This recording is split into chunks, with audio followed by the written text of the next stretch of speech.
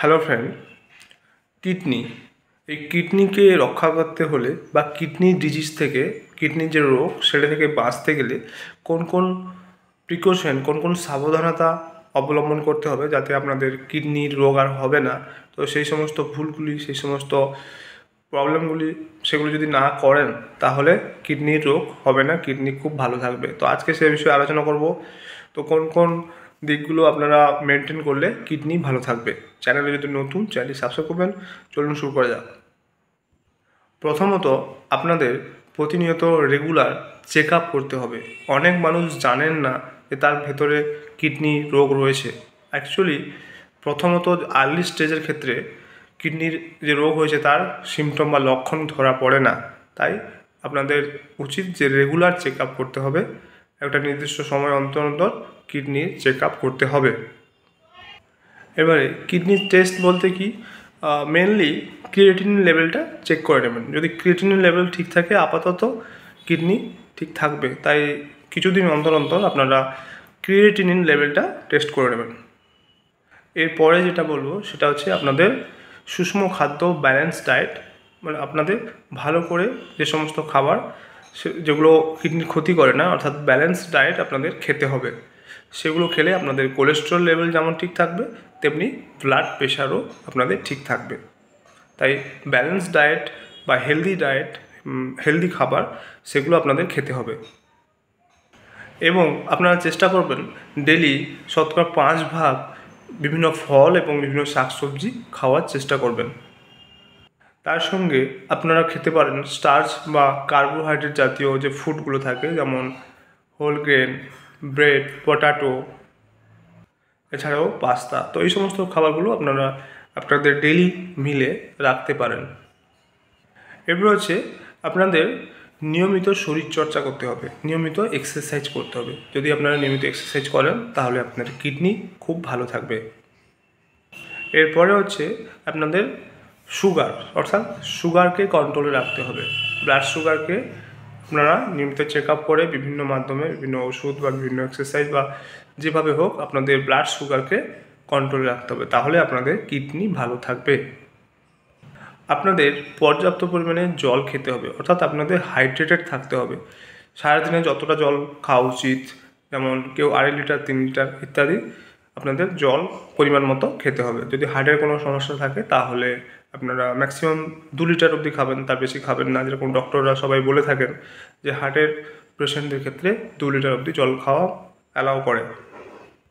শুধু তাই নয়, যদি আপনারা পর্যাপ্ত পরিমাণ জল খান তাহলে কিডনি স্টোনের মতো যে সমস্যা সেখান থেকে রেহাই পেতে পারেন। এছাড়াও ইউটিআই মানে ইউরিনারি ট্র্যাক্ট ইনফেকশন, যেটা পেচ্ছাপে ইনফেকশন, সেখান থেকেও আপনারা রেহাই পেতে পারেন যদি পর্যাপ্ত পরিমাণে জল খান।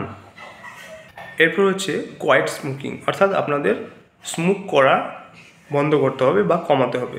এই যদি আপনারা কোয়াইট স্মোকিং করেন বা যদি স্মোকিং করা যদি বন্ধ করেন তাহলে আপনাদের কিডনি ভালো থাকবে। এছাড়াও আপনারা অনেকেই খুব বেশি পরিমাণে ওষুধ খান, এক গাদা ওষুধ খান, কিন্তু ভেতরে ভেতরে আপনার কিডনি কিন্তু ক্ষতিগ্রস্ত হচ্ছে। তাই যেগুলো দরকার, যতটুকু দরকার ততটুকু ওষুধ ছাড়া অতিরিক্ত অতিরিক্ত ওষুধ খাবেন না, অতিরিক্ত এক্সট্রা সাপোর্টেড ওষুধ খাবেন না। যতটুকু দরকার ততটুকুই খাবেন, তাহলে আপনাদের কিডনি ভালো থাকবে। আর অতিরিক্ত ওষুধ খেলে আপনাদের ভেতরে ভেতরে কিন্তু কিডনির সমস্যা হয়ে যাবে। এই কথা আগে বললাম যে আপনারা প্রেসক্রিপশনে যতটুকু ওষুধ আছে ততটুকুই খাবেন, এক্সট্রা নিজে থেকে কোনো ওষুধ খাবেন না, তাহলে আপনাদের কিডনি ভালো থাকবে। এছাড়াও আপনাদের যদি কোলেস্টেরল যদি কন্ট্রোলে থাকে তাহলেও কিডনি ভালো থাকবে, অর্থাৎ কোলেস্টেরল লেভেলকেও আপনাদের কন্ট্রোলে রাখতে হবে। যেমন 2 ধরনের কোলেস্টেরল হয়, যেমন ভালো কোলেস্টেরল সেটা হচ্ছে এইচডিএল কোলেস্টেরল, এবং খারাপ কোলেস্টেরল সেটা হচ্ছে এলডিএল কোলেস্টেরল।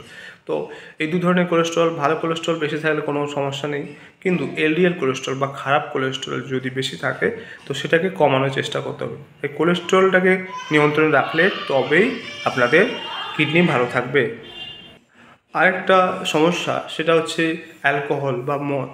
এই অ্যালকোহল কিন্তু এখনকার দিনে খুব সবাই ম্যাক্সিমাম জন অ্যাডিক্টেড হয়ে পড়ে। তাই অ্যাডিক্টেড হয়ে বেশি ক্ষতি করে, তাই চেষ্টা করবেন লিমিট করার। অর্থাৎ যারা খুব বেশি অ্যালকোহল পান করে তারা আস্তে আস্তে কমাতে পারেন। কমালে তবেই কিডনি ভালো থাকবে। অর্থাৎ আপনাদের অ্যালকোহলের পরিমাণটাকে যারা খুব বেশি পান করেন তারা এটাকে কমান, তবেই কিডনি ভালো থাকবে। আগেই বললাম যে ব্লাড প্রেশার অর্থাৎ প্রেশারটাকেও আপনাদের নিয়মিত কন্ট্রোলে করতে হবে, নিয়মিত চেক আপে থাকতে হবে, তাহলে আপনাদের কিডনি ভালো থাকবে। প্রেশারের সঙ্গেও কিডনির রিলেশন রয়েছে, প্রেশার বেশি হলে কিডনির সমস্যা হবে, তাই প্রেশারটাকেও আপনাদের কন্ট্রোল রাখতে হবে। ওভারওয়েট অর্থাৎ আপনাদের শরীরে ওজনকে কন্ট্রোল রাখতে হবে, অর্থাৎ আপনাদের নর্মাল ওজন রাখতে হবে। ওভারওয়েট হয়ে গেলেও কিডনি ড্যামেজের সম্ভাবনা থাকে, তাই ওয়েটের সঙ্গে কিডনির রিলেশন রয়েছে, তাই আপনাদের ওয়েটকে ঠিক রাখতে হবে এবং স্বাভাবিক ওয়েট রাখতে হবে। এটা আপনারা চেক করার জন্য স্বাভাবিক আছে কি না বিএমআই দেখে নিতে পারেন, বডি মাস ইন্ডেক্স, সে অনুযায়ী যদি আপনারা নর্মাল ওয়েট থাকেন তাহলে খুব ভালো, বাট যদি বেশি ওয়েট হয়ে যায় তাহলে কিন্তু কিডনির সমস্যা হতে পারে, তাই ওয়েটটাকে চেষ্টা করবেন মেনটেন করতে।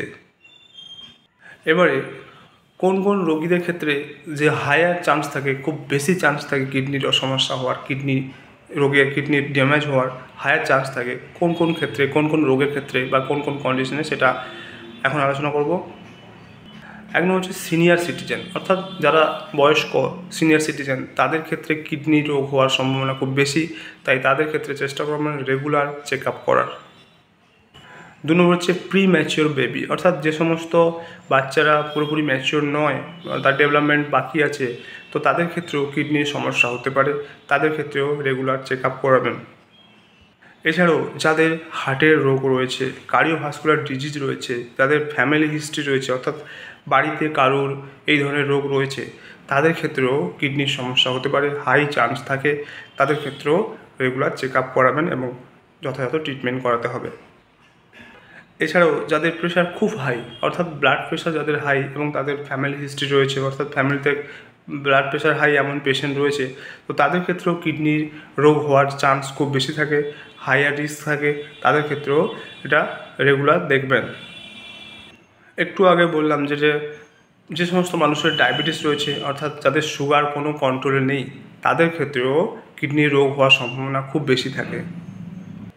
ওবেস ইন্ডিভিজুয়াল মানে যে সমস্ত মানুষের ওবেসিটি রয়েছে, অর্থাৎ ওজন খুব বেশি রয়েছে, তাদের ক্ষেত্রেও কিডনির রোগ হওয়ার সম্ভাবনা খুব বেশি থাকে। এছাড়াও যে সমস্ত মানুষের আগে অর্থাৎ ফ্যামিলিতে কারোর কিডনির রোগ রয়েছে, অর্থাৎ জেনেটিক হিস্ট্রি, জেনেটিক মতো কারোর কিডনির রোগ রয়েছে, তাদের ক্ষেত্রেও এই কিডনির সমস্যা হাই চান্স থাকে, তাই তাদের ক্ষেত্রেও রেগুলার কিডনির চেক আপ করাতে হবে।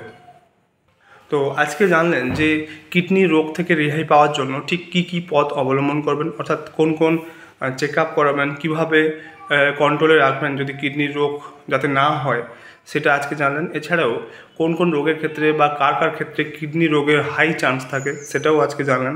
তো আজকের ভিডিও এই পর্যন্ত। চ্যানেল যদি নতুন, চ্যানেল সাবস্ক্রাইব করবেন, ভিডিও ভালো লাগলে লাইক করবেন। Thank you for watching.